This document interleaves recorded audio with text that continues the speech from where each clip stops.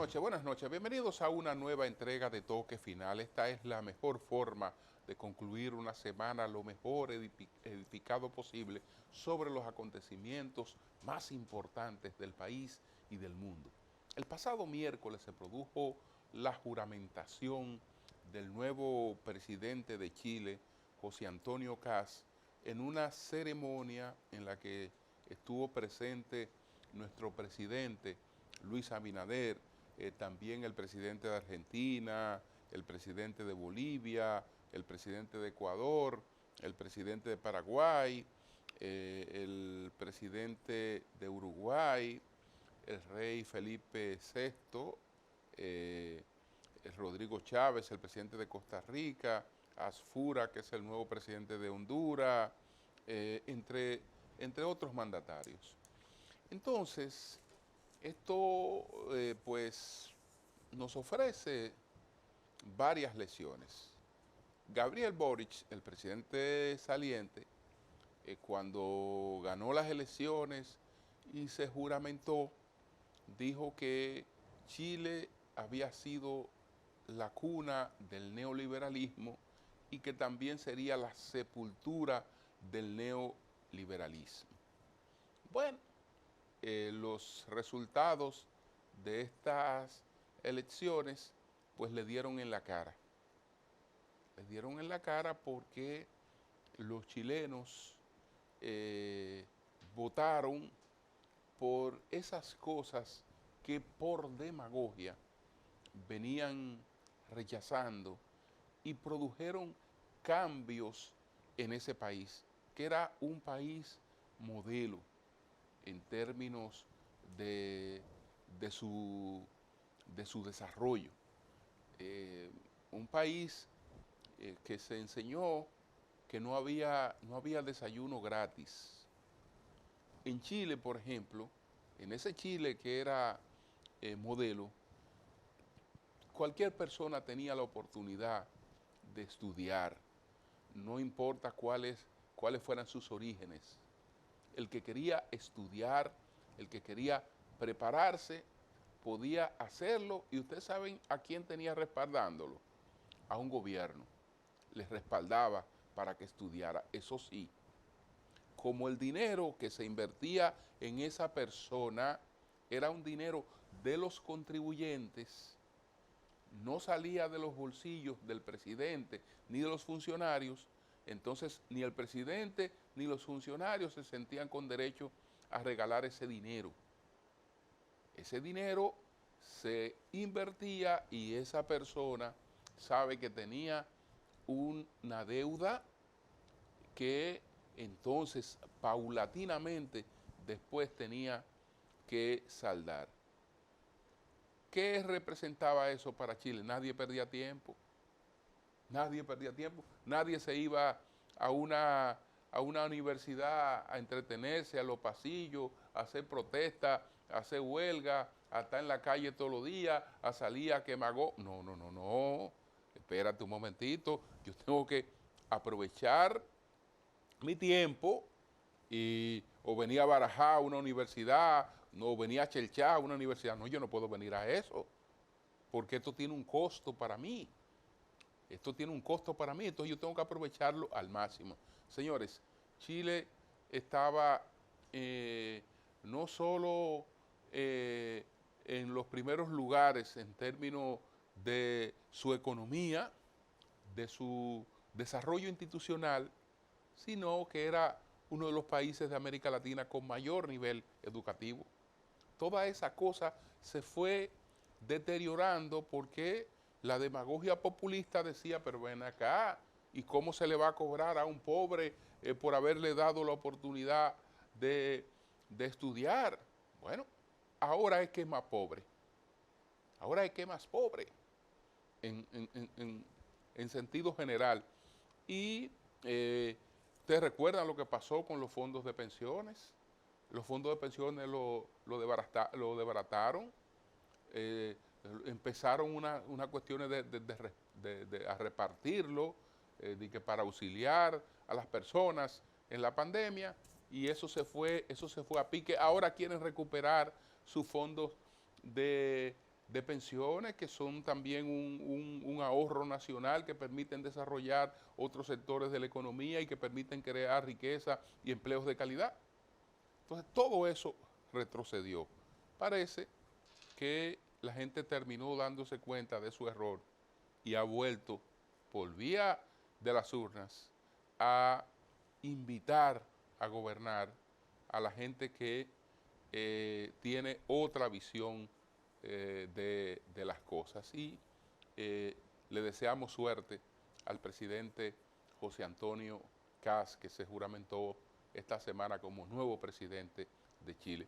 Una pausa, al regreso, ¿cuáles fueron los 10 temas de mayor impacto esta semana?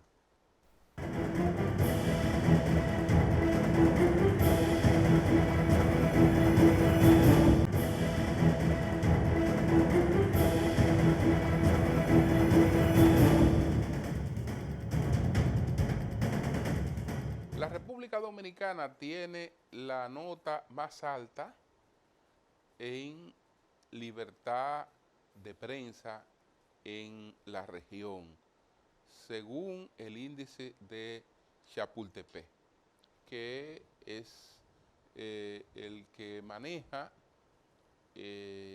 la Sociedad Interamericana de Prensa.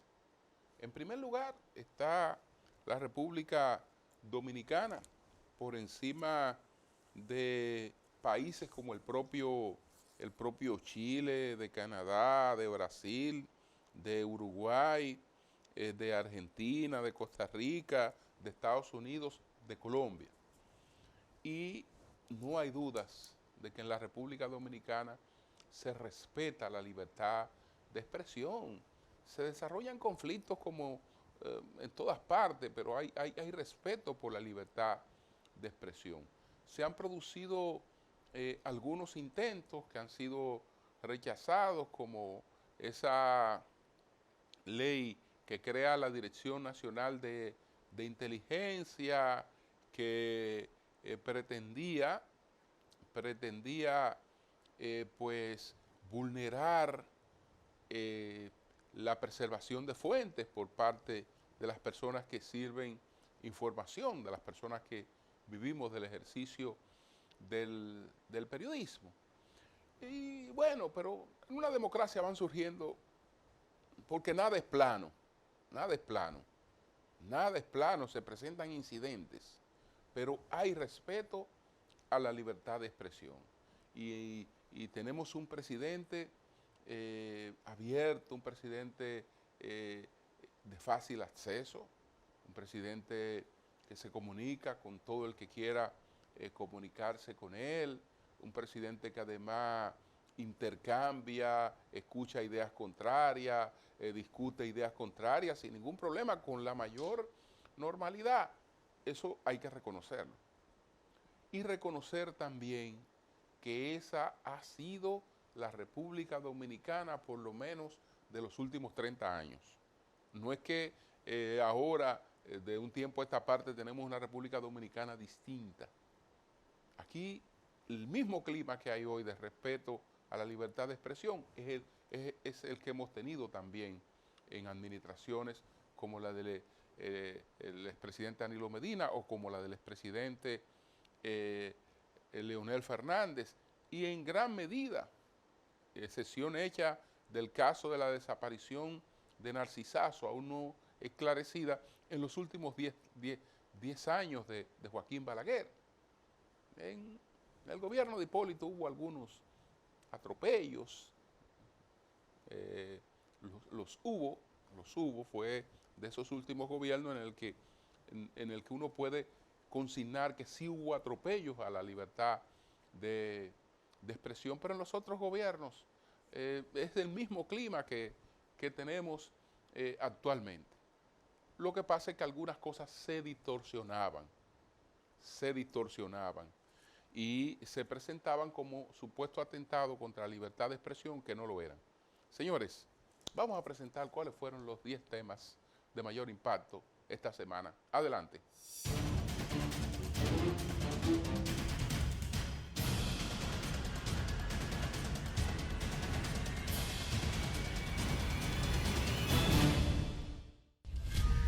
En el marco del Día Internacional de la Mujer, que se conmemora cada 8 de marzo, diversos indicadores económicos evidencian tanto los avances como los desafíos que enfrentan las mujeres en la República Dominicana, aunque han logrado mayores niveles de educación y una creciente presencia en distintos sectores productivos, persisten brechas importantes en participación laboral, ingresos, acceso a financiamiento y condiciones de empleo. Con motivo del Día Internacional de la Mujer, el presidente Luis Abinader entregó la medalla al mérito de la mujer dominicana a 22 mujeres destacadas en distintos ámbitos de la vida nacional durante un acto celebrado en la Sala Carlos Piantini del Teatro Nacional. La distinción, que este año celebra su edición número 41, es el más alto rendimiento que otorga el Estado Dominicano a mujeres por su liderazgo, trayectoria y aportes al desarrollo social, económico, cultural y comunitario del país. Asimismo, con diferentes actividades a nivel nacional, la Secretaría de Igualdad y Equidad de Género del Partido de la Liberación Dominicana conmemoró el Día Internacional de la Mujer, destacando el valor, la determinación y la lucha histórica de la mujer dominicana por la igualdad de derechos. La titular de la Secretaría de Igualdad y Equidad de Género del PLD, Cristina Rodríguez Mota, afirmó que las mujeres dominicanas continúan enfrentando importantes desafíos sociales y económicos, al tiempo que reafirmó el compromiso de esa organización política de seguir luchando por la igualdad de derechos y oportunidades. Las declaraciones fueron ofrecidas durante una ofrenda floral realizada en el altar de la patria. De igual forma, la Secretaría de la Mujer del Partido Fuerza del Pueblo informó el inicio de una agenda nacional de conferencias con el objetivo de fortalecer el liderazgo político femenino en el marco del Día Internacional de la Mujer, que se conmemora cada 8 de marzo. La jornada comenzó con la conferencia Ser, Decir y Liderar, la narrativa estratégica del liderazgo femenino en la política, impartida de manera virtual por la consultora política mexicana Maite García Mirabete. Por su lado, el Partido Revolucionario Moderno PRD reafirmó su compromiso con la igualdad de derechos y el empoderamiento femenino durante un acto celebrado en su Casa Nacional con motivo del Día Internacional de la Mujer, en el que destacó la importancia de la participación de las mujeres en la vida política y social del país.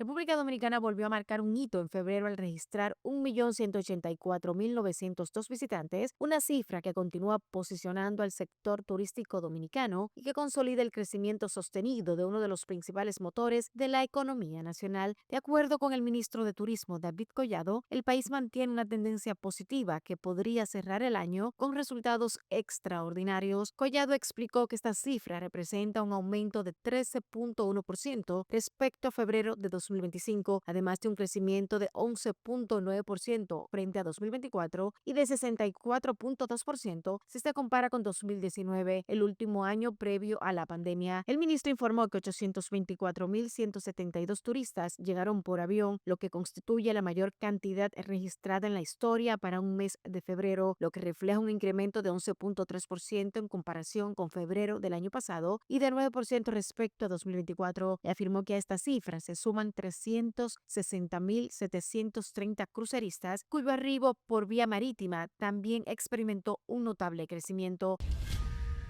Inversionistas internacionales anunciaron el desarrollo de un aeropuerto internacional privado que formará parte del proyecto turístico Playa Grande Golf and Ocean Club en el municipio de Cabrera, provincia María Trinidad Sánchez, durante un acto en el que participó el presidente Luis Abinader. La obra tendrá una inversión que supera los $1.000 millones. Entre los inversionistas del proyecto figura el ex pelotero de Grandes Ligas, Alex Rodríguez, quien afirmó que la iniciativa permitirá mostrar al mundo el potencial turístico del país. Rodríguez destacó que el desarrollo en Playa Grande tiene el potencial de convertirse en uno de los destinos más atractivos del Caribe gracias a la combinación de infraestructura, inversión privada y apoyo gubernamental. Los demás inversionistas son Dan Love, CEO de Third Point, Michael Medman, presidente de Discovery Land Company, Elisa Goldstein, de Advisor for Third Point. En tanto, el ministro de Turismo David Collado explicó que en el marco de esta iniciativa ya se han aprobado 24 villas turísticas con inversiones estimadas entre 15 y 20 millones de dólares cada una, además de otros desarrollos inmobiliarios que elevarán el monto total del proyecto por encima de los 1.300 millones de dólares. El debate sobre las candidaturas independientes ha vuelto a ocupar el centro de la discusión política en República Dominicana, luego de que legisladores depositaran un proyecto que busca eliminarlas del sistema electoral en medio de cuestionamientos de juristas y sectores sociales que advierten que la iniciativa contradice una decisión del Tribunal Constitucional. La polémica surge porque mientras el tribunal había abierto la puerta a que ciudadanos aspiren a cargos públicos sin pertenecer a partidos políticos, el Congreso impulsa una iniciativa iniciativa que limitaría nuevamente esa posibilidad. El punto de partida del debate fue la sentencia del Tribunal Constitucional 0788-24, que declaró inconstitucionales varios artículos de la Ley 2023 de régimen electoral que imponían requisitos estrictos a quienes quisieran competir sin el respaldo de un partido. La Alta Corte entendió que esas disposiciones obligaban en la práctica a que los aspirantes independientes tuvieran una estructura similar a la de los partidos políticos, lo que restringía el derecho a ser elegido. Con esa decisión, aunque por voto mayoritario el Tribunal Constitucional ordenó al Congreso regular las candidaturas independientes, hubo un voto disidente del magistrado José Alejandro Vargas, quien considera que esa decisión compete únicamente al primer poder del Estado. No obstante, el magistrado aclaró que el fallo aprobado por la Alta Corte tiene carácter vinculante y debe ser cumplido por todos los sectores. Desde el Congreso, el presidente del Senado, Ricardo de los Santos, advirtió que permitir postulaciones independientes podría generar dificultades en la administración de los procesos electorales debido a la posible proliferación de aspirantes fuera de los partidos políticos, mientras desde la Cámara de Diputados, su presidente, Alfredo Pacheco, sostuvo que la Constitución no contempla las postulaciones al margen de los partidos, por lo que entiende que el Congreso busca adecuar la ley electoral al marco constitucional.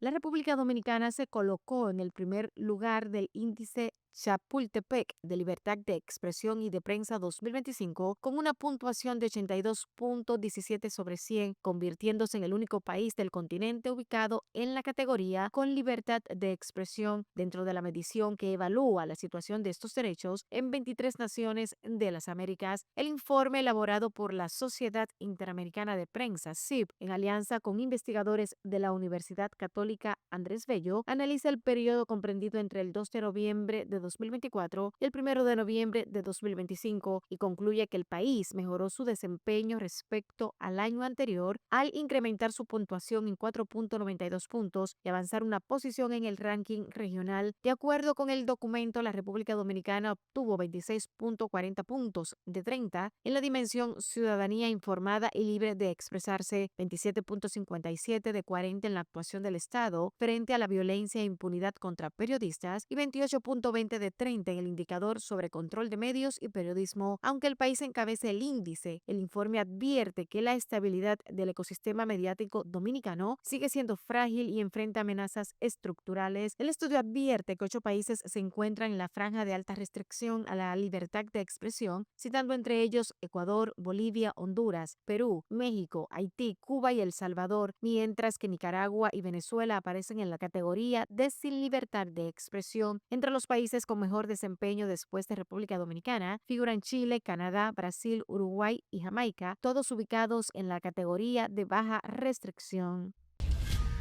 Agentes de la Policía Nacional arrestaron a la profesora Yamelsi Matos Beltré luego de que se difundiera un video en redes sociales en el que presuntamente agrede a una menor de edad dentro del centro educativo preescolar Mi Segundo Hogar, Little Steps. En el audiovisual se observa a la docente recogiendo del piso lo que aparentan ser los restos del vómito de la menor y exigiéndole que lo ingiera. Abre la boca y cómetelo, se escucha decir a la mujer en el video y luego continúa. Trágatelo, cuidado si lo vomitas, cuidado. En las imágenes también se aprecia que la maestra introduce sus dedos en la boca de la niña, aparentemente para obligarla a tragar, mientras sostiene unas sandalias en las manos en señal de amenaza. De su lado, la propietaria del centro, Cindy Vargas, calificó la situación como penosa y lamentó lo ocurrido, especialmente por el impacto en la menor y su familia. En tanto, el ministro de Educación, Luis Miguel de Camps, dijo que llevará el caso hasta el Consejo Educativo, mientras que la directora de Niñas, Niños, Adolescentes y Familia aseguró que la docente podría enfrentar hasta 30 años de prisión. La legislación establece que cualquier persona que inflija dolores o sufrimientos físicos o mentales graves puede ser condenada a entre 10 y 15 años de prisión. Sin embargo, cuando la víctima es un niño o niña, el delito se agrava.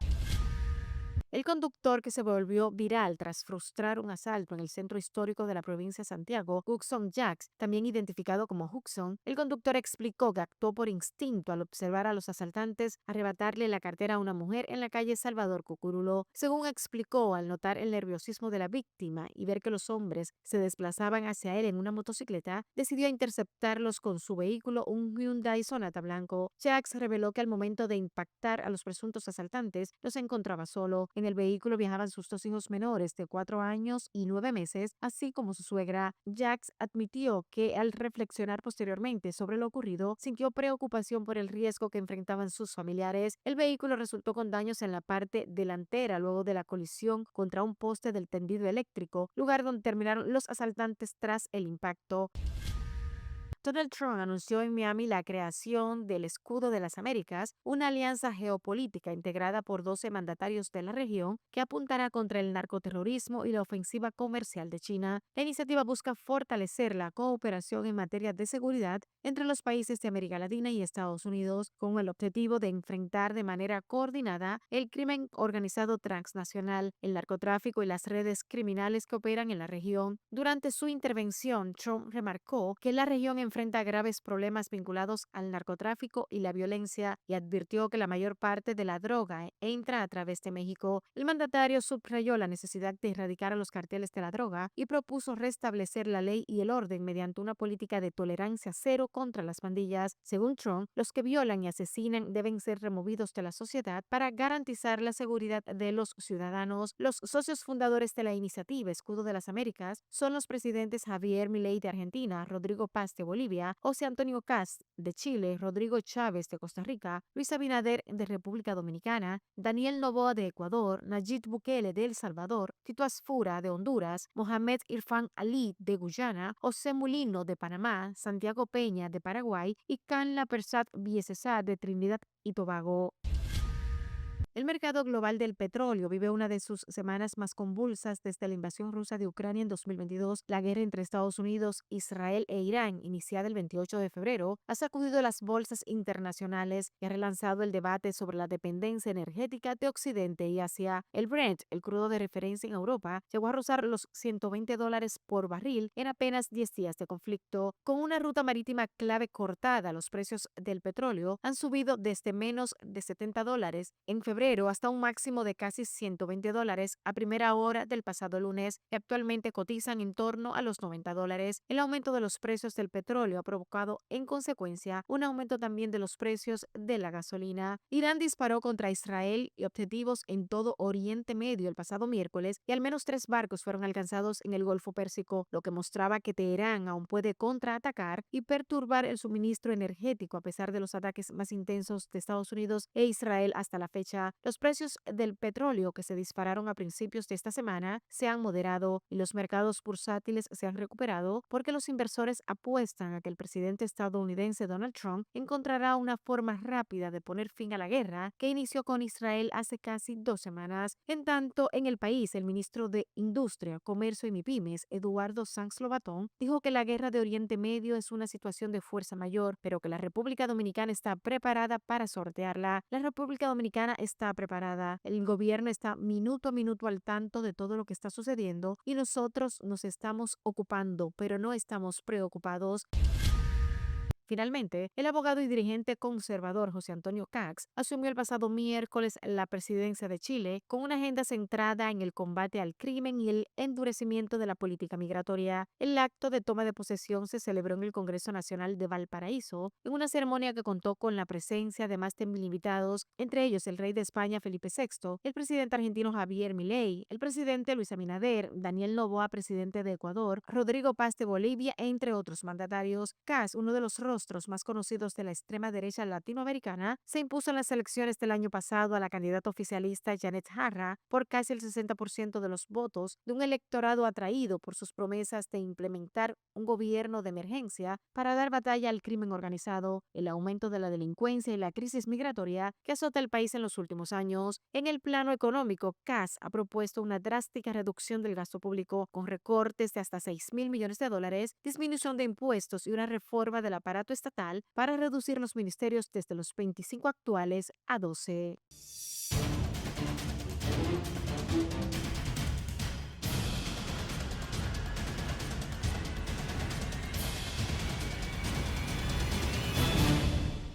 Una pausa, retornamos en breve.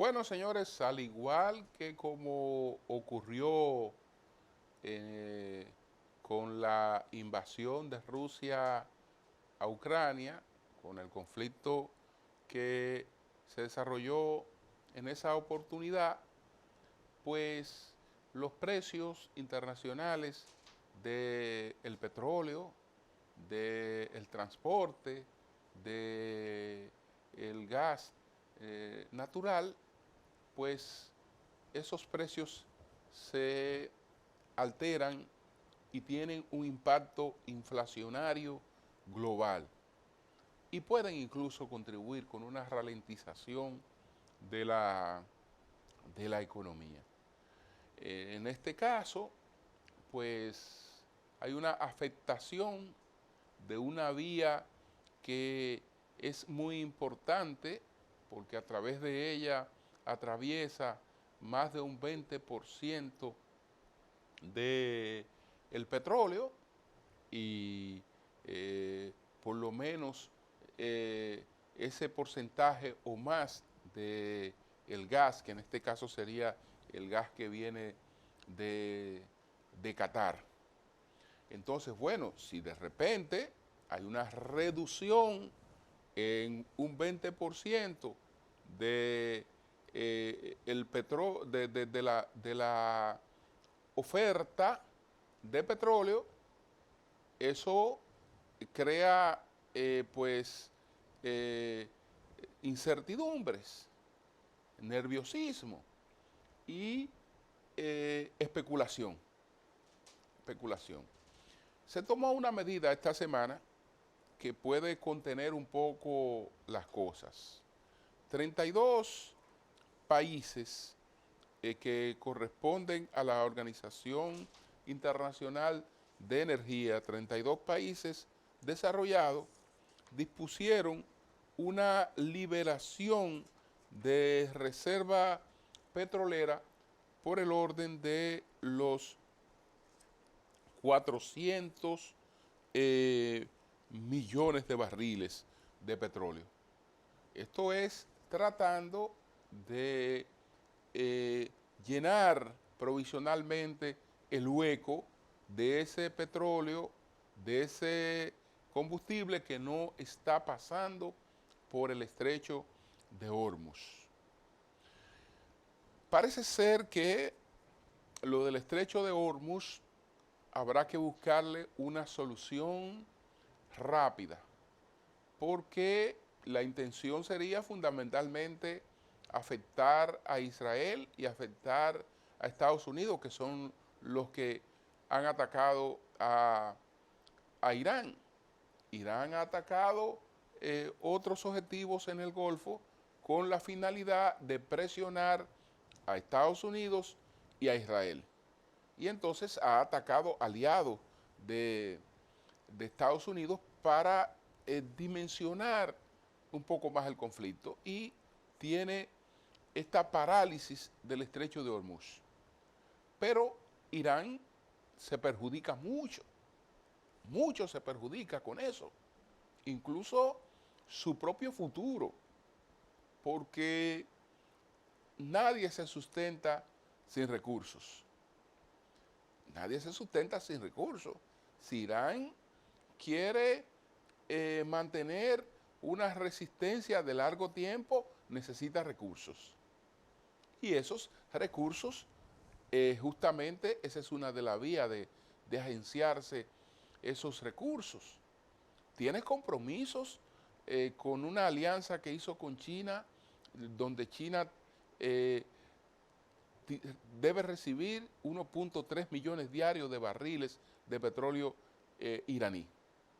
Y en cambio China tiene un compromiso de inversión por más de 400.000 millones de dólares en 25 años.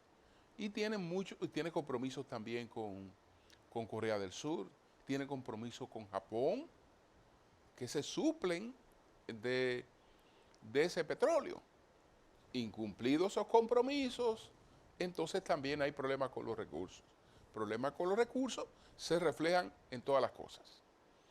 Entonces, por ahí yo tengo la esperanza de que no es que se va a resolver el conflicto en Irán, pero que por lo menos lo que tiene que ver con el tránsito de los buques petroleros, eso tendrá que encontrar alguna solución.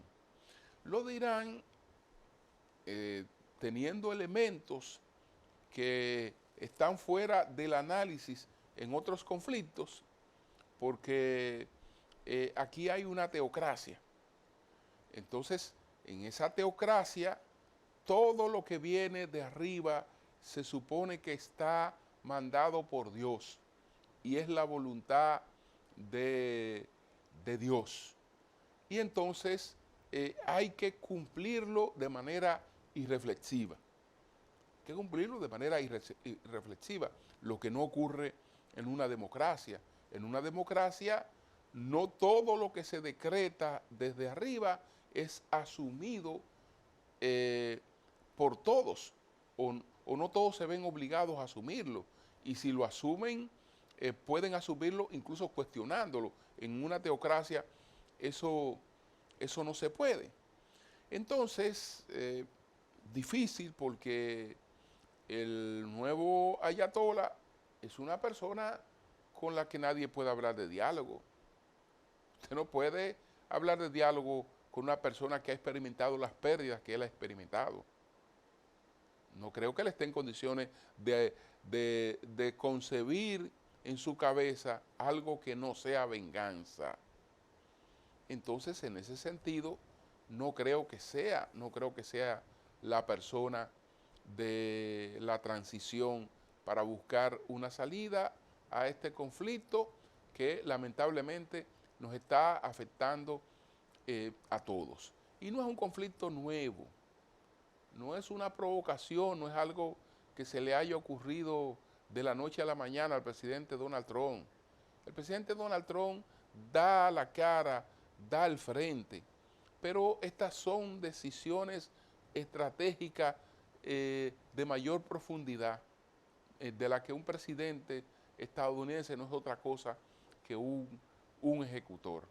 Entonces, señores, esto también en términos internos puede cambiar elecciones en distintos países del mundo. ¿Por qué? Porque al tener un reflejo en las economías, ese reflejo en las economías, uno no sabe políticamente cómo se refleje, pero casi siempre resulta perjudicial para quien está en el gobierno cuando se producen las crisis provocadas por esas situaciones. Una pausa, retornamos en breve.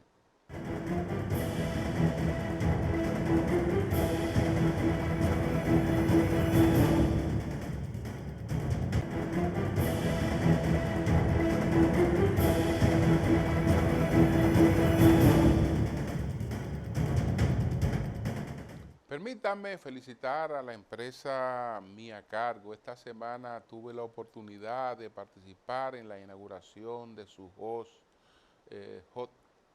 logístico y además en el anuncio de la creación de la primera línea de carga dominicana. Esto pues impacta y junto con otros centros que ya están establecidos en la República Dominicana, realmente nos convierte a nosotros en un gran centro de distribución, cosa que puede impactar positivamente nuestra economía. Señores, vamos a presentar las 3 preguntas que nuestro equipo formuló esta semana al ingeniero Héctor Guzmán. Tenemos un conflicto porque el Tribunal Constitucional ha dado por sentencia el mandato de incluir a las candidaturas independientes para garantizar el derecho a elegir y ser elegido, pero los legisladores hablan de una iniciativa para impedir las candidaturas independientes por ahora, porque se establece que no hay forma de que ellas puedan digamos, ponerse en práctica, abrirse la posibilidad de las candidaturas independientes. Y se advierte, por otra parte, que siendo una sentencia del Tribunal Constitucional es de obligatorio cuestionamiento y que ante ella no pueden aprobarse leyes que la contradigan. Vamos a ver qué piensa Héctor Guzmán. Adelante.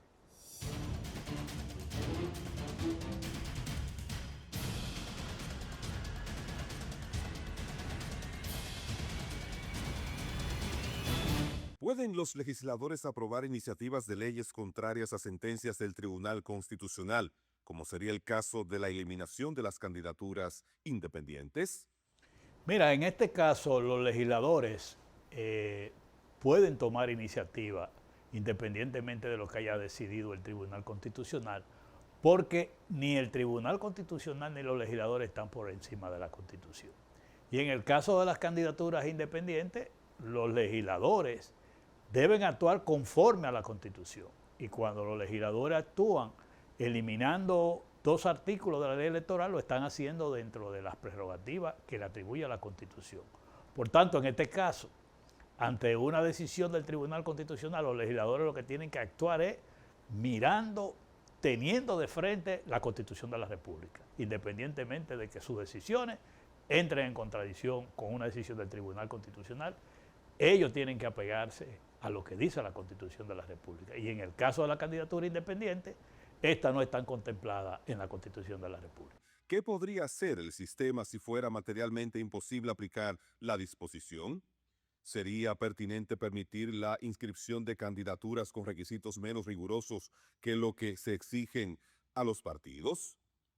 Yo pienso que si es imposible aplicarla, a lo imposible nada está obligado. Ahora, nosotros hemos sido partidarios de que las candidaturas independientes continúen como han estado establecidas en otros procesos electorales, mediante regulaciones. Lo que no podemos tener son candidaturas independientes como chivos sin ley, sin reglas. Tienen que adaptarse a reglas que pueden ser un poquito más flexibilizadas que las exigencias para los partidos. Yo comparto eso y creo que deben seguir existiendo las candidaturas independientes y que se puede flexibilizar un poco los requisitos, pero siempre dentro del marco de la Constitución y la ley electoral. Las exigencias de requisitos que condicionan la candidatura al aval de un partido político vulneran el derecho a elegir y ser elegido. ¿Qué piensas realmente de las candidaturas independientes? No le vulnera el derecho de elegir a ser elegido, porque realmente los derechos se aplican por ley. Es como, por ejemplo, el derecho a elegir y ser elegido. Tú puedes votar, pero para votar tienes que tener un documento de identidad electoral. Tienes que ir a un centro de votación donde tú estás registrado para votar. Es decir, que esas reglas, para tú cumplir el derecho de elegir y ser elegido, tienes que cumplirlas. Por tanto, las candidaturas independientes que se pueden canalizar a través de una organización política, no se vulnera el derecho, porque ahí usted puede competir, usted puede participar, como ha pasado en otros procesos electorales, porque aquí la diferencia es que ¿a qué llamamos candidatura independiente? No puede ser una candidatura que usted le inscriba sin ningún requisito, como chivo sin ley. Aquí no hay inconveniente con eso, y yo creo que hay que mantener las candidaturas independientes, pero claro, reglamentada, tal y como lo establece la ley actualmente y como se ha hecho en otros procesos electorales, porque un candidato independiente es independiente de los partidos políticos.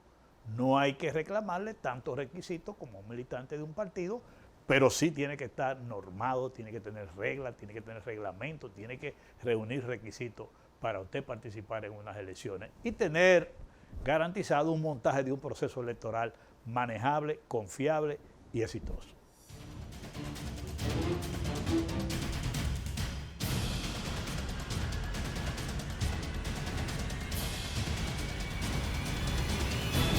Una pausa, retornamos en breve.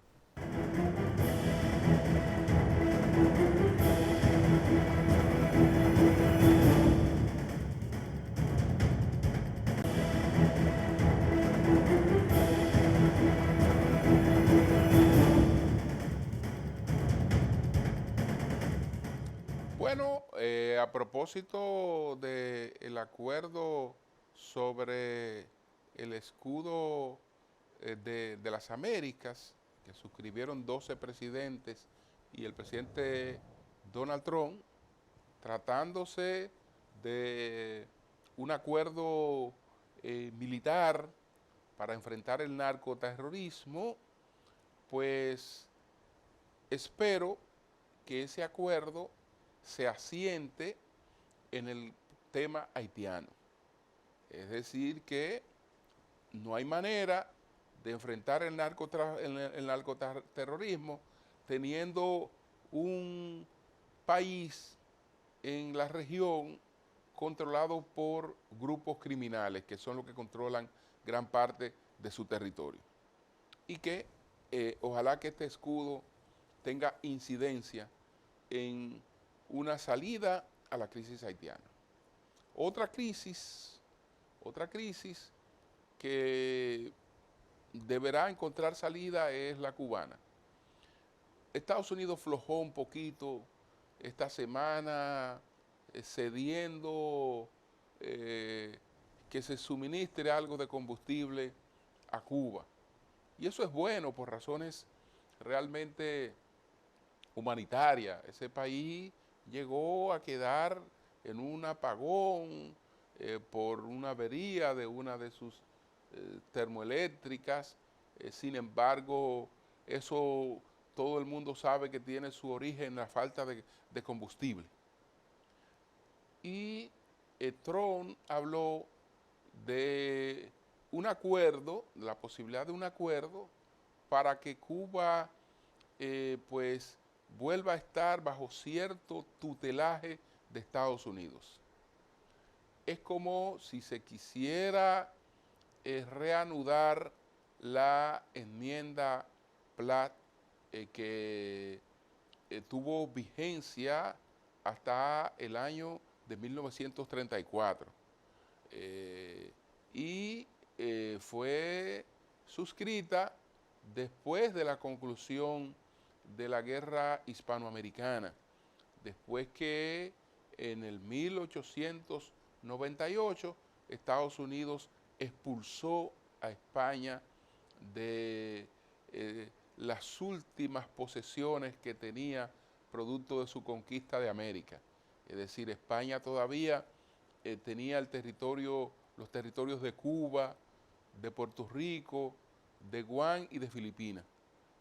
Con la llamada Guerra de la Independencia de Cuba, cuando Estados Unidos entra a apoyar a Cuba para expulsar a España, expulsa a España y deja a Cuba bajo un tutelaje que se consagró en la Constitución de ese país y que se aprobó en el Congreso de Estados Unidos bajo el título de enmienda Platt. Entonces Cuba, para contraer préstamos, tenía que ser autorizada por los Estados Unidos. Y Estados Unidos tenían derecho a tener bases navales y carboneras en Cuba. Por eso tienen la base de Guantánamo. Entonces, él está hablando de algo parecido. Bueno, Guantánamo todavía está ahí, ni siquiera Fidel Castro la pudo sacar de allí, y Cuba en estos momentos no tiene a nadie, absolutamente a nadie, que pueda auxiliarse, porque México intentó hacerlo con combustible, pero Estados Unidos le amenazó con aranceles, y ahí las cosas se complican. Buenas noches a todos.